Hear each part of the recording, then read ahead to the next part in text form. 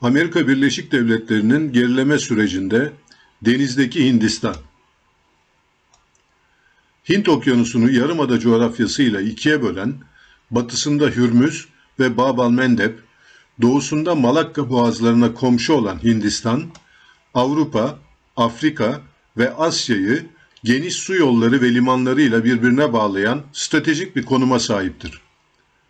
Hint Okyanusu yılda yaklaşık 100 bin ticari gemiye, günde 14 milyon varil ham petrol akışı sağlayan tankerlere, başta demir cevheri ve tahıl taşıyan dökme yük gemilerinin dünya çapında 1/3'üne geçiş sağlıyor. Hindistan, sahip olduğu okyanus coğrafyasının hakkını veren bir devlet. Hindistan kıtasal deniz gücü konumunda. 1 milyar 429 milyon nüfusla Çin'i geçerek dünyanın en kalabalık ülkesi olan Hindistan'ın milli geliri 3,7 trilyon Amerikan doları. Tüm neoliberal kapitalist sistemlerde olduğu gibi Hindistan'da gelir dağılımı dengesiz. Nüfusun %1'i yani 14 milyon kişi milli gelirin %45'ine sahipken 700 milyon kişi milli gelirin %3'üne sahip. Dolayısıyla ülkede az gelişmişlik ve yoksulluk had safhada. Nüfusun sadece %30'u şehirlerde yoğunlaşmış durumda. Geri kalanlar köylerde yaşıyor. Ekonomisindeki bu nispi zayıflığa rağmen Hindistan hem nükleer hem de büyük güç statüsünde bir donanmaya sahip. Envanterinde kendi tersanelerinde ürettiği nükleer balistik füze denizaltıları ve uçak gemileri mevcut. Bu durum Hindistan'a küresel jeopolitikte oyuncu olma özelliği kazandırıyor. Mevcut kuvvet yapısıyla Hindistan kıtasal bir deniz gücüne sahiptir. Halen 2 uçak gemisi, ikisi nükleer 19 denizaltı, 75 muharip su üstü gemisi ve 9 amfibi gemiye sahipler. En önemlisi bu kuvvet yapısını destekleyecek gemi inşa ve savunma sanayine sahipler. Daha da ötesi, Ay'a uzay aracı gönderecek kadar teknolojide pek çok alanda kendine yeterli olan bir ülke. Hindistan ve Asya güçleri. Küresel sistemin çok kutupluluğa dönüşmesinde büyük rol oynayan devletlerin öncülerinden olan Hindistan, Çin'le jeopolitik rekabet içinde olmasına rağmen 2006 yılında kurulan BRICS'in kurucuları arasında. Benzer şekilde Temmuz 2015 sonrası Şangay İşbirliği Örgütü'ne tam üye oldu. Hindistan'ın en büyük ithalat ortağı %17 ile Çin. İhracatta ise en büyük ortağı %18 ile Amerika Birleşik Devletleri. Diğer yandan Çin'le Güney Tibet sınırı, Çin'in stratejik ortağı Pakistan'la Keşmir sorunu var. Bu sorunlar nedeniyle Pakistan'la 1947, 1965, 1971 ve 1999'da, 1962'de ise Çin'le savaştılar. Çin-Pakistan stratejik işbirliğinin temeli bu sorunlara dayanmaktadır. Halen Amerika Birleşik Devletleri'nin açık düşmanı haline dönüşen Rusya Federasyonu ile Hindistan, Soğuk Savaş yıllarından bu yana devam eden stratejik ortaklık içinde. Rusya, özellikle Hint donanmasının arkasındaki askeri teknoloji devi.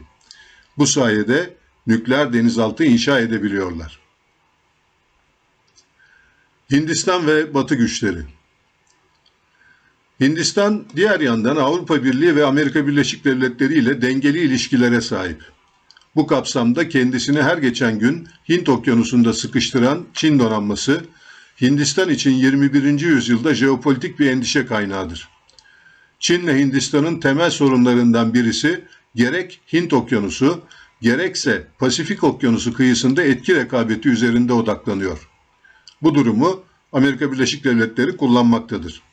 Hindistan, Amerika Birleşik Devletleri'nin Asya Pasifik'e yönelik pivot stratejisinde en önemli ülkelerin başında gelmektedir. Hindistan donanması, Çin'in dış ticaretinin önemli bölümünün geçtiği Malakka Boğazı'nı, arkasında Amerika Birleşik Devletleri desteği olduğu sürece batı yönünden kontrol altına alabilir. Donanması son derece küçülen Amerika Birleşik Devletleri, Çin'i çevreleme ve bu amaçla başta donanmasından yararlanmak üzere Hindistan'ı yanına çekmeye büyük çaba sarf ediyor.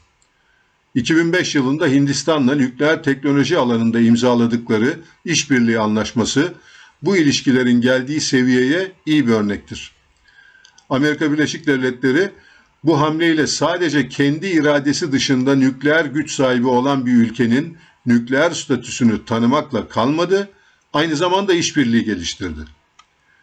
Hindistan, 2007 yılında Avustralya, Japonya ve Amerika Birleşik Devletleri ile Quad, dörtlü güvenlik diyaloğu girişimine dahil oldu ve Malabar serisi deniz tatbikatlarına başladı. Rusya-Ukrayna savaşı öncesi Amerika Birleşik Devletleri ile pek çok alanda yakınlaşan Hindistan, askeri alanda birlikte çalışabilirliği ileriye taşımak için 2016'da Lojistik Değişim Anlaşması, 2018'de İletişim Uyumluluğu ve Güvenlik Anlaşması'nı ve 2020'de Temel Değişim ve İşbirliği Anlaşması'nı imzaladı. Bu gelişmelere paralel olarak donanmasının etki ve ilgi alanını genişletmek için 2018 yılında Singapur'la Changi Limanı'nın kullanılması konusunda anlaşmaya vardı. Aynı yıl Endonezya ve Umman'la sırasıyla Sabang ve Duqm limanlarının kullanımı için anlaşmalar imzaladı. Ayrıca Seyşeller, Reunion, Cocos, Assumption ve Reunion adalarında liman kolaylıkları geliştirmek üzere anlaşmalar imzaladı. Hindistan ve denge politikası. Özetle Soğuk Savaş döneminde bağlantısızlar safında yer alan ve bu gruba öncülük eden Hindistan, bugün de Çin gibi büyük bir jeopolitik rakibi olmasına rağmen her iki tarafı dengede tutmaya çalışıyor. Ukrayna-Rusya savaşına kadar bu denge Amerika Birleşik Devletleri lehindeyken savaş dönüm noktası oldu ve ibre Rusya tarafına döndü. 2023 sonunda Hint Dışişleri Bakanı Jaishankar'ın Moskova ziyareti, Rusya'ya uygulanan yaptırımlara katılmayan ve Amerika Birleşik Devletleri'nin oklarını üzerine çeken Modi ile Putin'in aralarındaki işbirliğinin güçlenmesinde önemli bir hamle oldu. Ukrayna Savaşı sonrası Rusya ile Hindistan arasındaki ticaret 50 milyar dolar seviyesine yükseldi.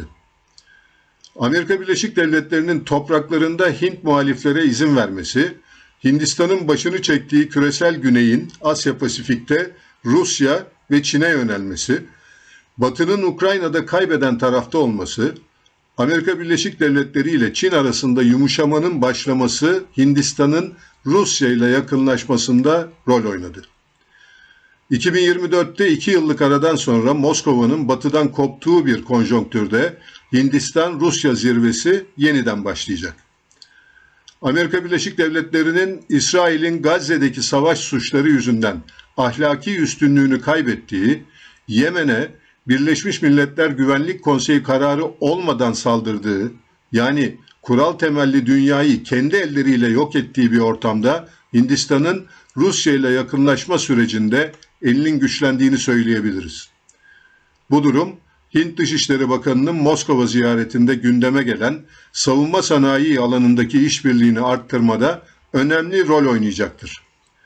Bu kapsamda Rus Bakan'ın bu ziyaretin modern silahların ortak üretimi de dahil olmak üzere askeri, teknik işbirliği umutlarını arttırdığını belirtmesi önemlidir.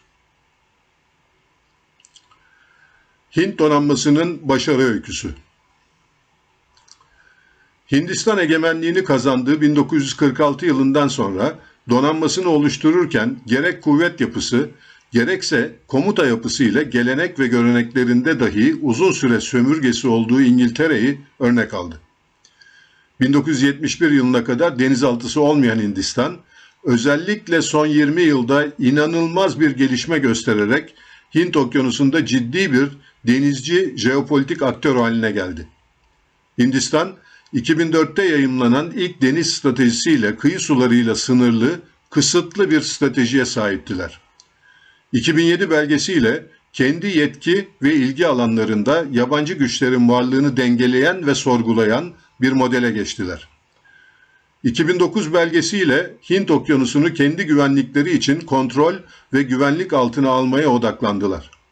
İlk kez bu belgede Hindistan ana karasına bitişik sular birinci ilgi alanları olarak tanımlanırken Afrika ve Avustralya'nın diğer uzak bölgeleri ikinci ilgi alanları olarak tanımlandı.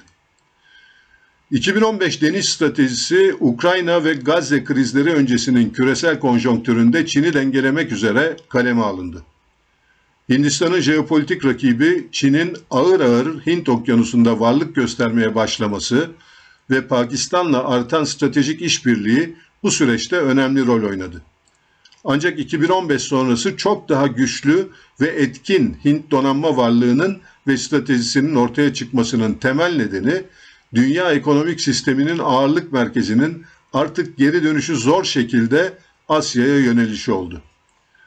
2015 belgesi Hindistan'ın Hint-Pasifik terimini ilk kez kullandığı belge oldu. Asya-Pasifik'ten Hint-Pasifik'e geçiş. Hindistan'ın bölgesel siyasette artan özgül ağırlığının da manifestosu oldu. Bu belgeyle Hürmüz, Bab-el-Mendeb, Malakka, Lombok, Sunda boğazları ile Ombay Boğazı öncelikli ilgi alanlarına dahil edildi. Bu arada Akdeniz, Atlantik Okyanusu ve Pasifik'in uzak bölgeleri ikinci ilgi alanları olarak adlandırıldı. Hindistan 2015 belgesinden sonra 2030 Deniz Kuvvetleri Modernizasyon Planı'nı açıkladı. Bu plan 2030'a kadar 3 uçak gemisi, modern savaş gemileri, Deniz Hava Kuvveti için 200'den fazla uçak, yaklaşık 6 Fransız Scorpene sınıfı denizaltı ve 5 nükleer denizaltının satın alınmasını öngörüyordu. Hindistan, Çin'in Hint Okyanusu'nda denizaltılar ve insansız sualtı araçları ile karakollara başlaması sonrasında Malakka Boğazı'nı kontrol eden Andaman ve Nikobar adalarındaki üs ve kolaylıklarını güçlendirdi. Amerika Birleşik Devletleri büyük hesaplaşmada Hint donanmasını yanında istiyor. Sonuç olarak Hindistan'ın deniz gücü yeteneğiyle Çin'e bir endişe kaynağı yaratması Amerika Birleşik Devletleri'nin nihai hedefidir. Hindistan donanması, Çin'in dış ticaretinin önemli bölümünün geçtiği Malakka Boğazı'nı, arkasında Amerika Birleşik Devletleri desteği olduğu sürece batı yönünden kontrol altına alabilir. Bunu tek başına gerçekleştiremez. Amerika Birleşik Devletleri'nin önümüzdeki dönemde en büyük hedefi Hindistan'ı yanına tam çekmek ve onun bağlantısızlık ilkesini zamanın ruhu paralelinde Çin aleyhinde değiştirmek ve başta silahlanma olmak üzere Hindistan'ı Rusya'dan uzaklaştırmak olacaktır. 12 Ocak 2024 tarihinde Kuzey Irak'ta Pençe Kilit Harekatı'nda şehit düşen Piyade Üsteğmen Gökhan Delen, Piyade Sözleşmeli Er Kemal Batur, Piyade Uzman Çavuş Serkan Sayın, Piyade Sözleşmeli Er Müslüm Özdemir, Piyade Sözleşmeli Er Emrullah Gülmez, Piyade Uzman Çavuş Hakan Gün, Piyade Uzman Çavuş Ahmet Köroğlu, İstihkam Sözleşmeli Er Muhammed Tunahan Evcin ve Sözleşmeli Er Murat Atar'a rahmet, acılı ailelerine ve Türk milletine başsağlığı diliyorum. 1984'ten bu yana Türk milletine ve Türk ana vatanına saldıran ayrılıkçı Kürt hareketini temsil eden PKK ile Irak ve Suriye'deki türevlerinin ardındaki asıl gücün Amerika Birleşik Devletleri olduğu gerçeğini unutmamak gerekir. Türkiye, Amerika Birleşik Devletleri'nin vekili PKK ile, dolayısıyla Amerika Birleşik Devletleri ile savaş halindedir. Evlatlarımızı şehit eden ateş gücünde ve iradede şüphesiz CENTCOM destekli asker ve sivil unsurların rolü vardır. Bunu gizlemeye bile gerek duymuyorlar. Gururla eğitim fotoğraflarını dahi yayınlıyorlar. Türkiye bu pervasızlığa dur demelidir. Ankara gerek Irak ve gerekse Suriye'de Amerikan çıkarları aleyhine siyasi, diplomatik ve askeri hamleler yapmalıdır. PKK'ya destek veren ve her iki ülkede de okyanus ötesi işgalci konumda olan Amerikan unsurlarına karşı sınır ötesinde uygulanacak angajman tedbirlerini gözden geçirmelidir. Öncelikle Esad'la anlaşarak Suriye'de PKK ve türevleriyle mücadelede yeni bir sayfa açılmalıdır.